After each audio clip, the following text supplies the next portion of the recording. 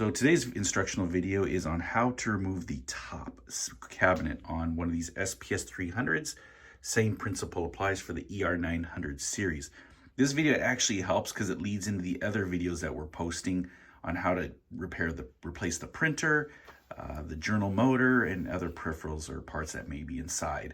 But this is the base video. So here we're going to show you how to remove that. Okay.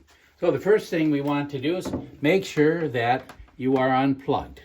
Okay. Second thing we're going to do is we're going to remove the printer covers. Set that aside. You want to take your paper out, your paper rolls, set them aside. And then we're going to take out the wind-up spool, take up the spool, and we'll take out the paper here. Okay? Once you have those out, it's relatively simple. We have 5 screws that we need to take out. We have one over here on the right side of the register. Back here in the middle, we just want to take that.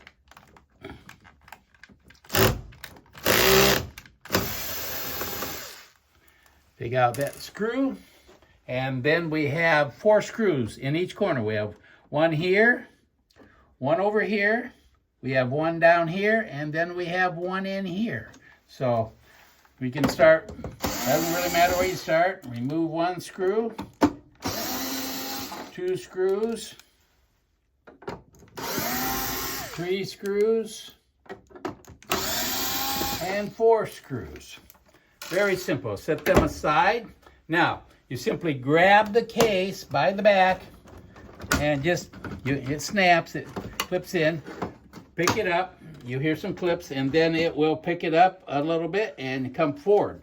When you look underneath, we have 2 ribbon cables, 1 and 2. And then we have on the side here, we have 2 red cables that come down from the top here. So we just simply want to grab these. I grab them by all the wires next to the black connect. I don't not to grab, but grab the wires, just wiggle it up from side to side. Same thing here. Take it, grab the wires, side to side, comes right up, and your top is now removed. So to put it back on, that will leave you into all the different parts that we'll get. So remember this. Now, put it back on. We simply are going to take the cable. Be careful. It goes here.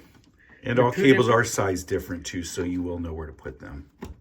Just push it down in, and then we can take and they kind of fit in the way they go. There is a slot on here. There's really only one way to go down in there, but they're kind of curved. So yeah, the groove only lets you put it in a certain way. And then push that down. Then simply take and tip it towards the back here a little bit. Now, you have 2 ribbon cables when you're putting it back together. This is the SPS-345 series with the regular standard keys. Now, when you lift up, you have the connector here, a extra long one, and then your short one. Now, you have this cable. It is shorter. On the SPS-340 with full flat keyboard, it has a much wider ribbon cable here that will fit into the whole slot. But with this model, it's shorter. And that's the raised key models, like the 345. When you put it in, you can see it, you go all the way over to the right and then push down. Now it's seated.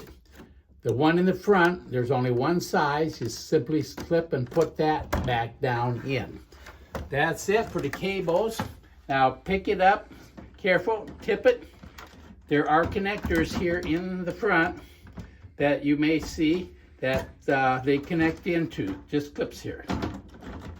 Take it, put it down, and you drop it there, and you're down in. That's it. And then simply replace the 4 screws on the top and the screw on the side. And that's all that needs to be done. That's removal and the replacement of the top.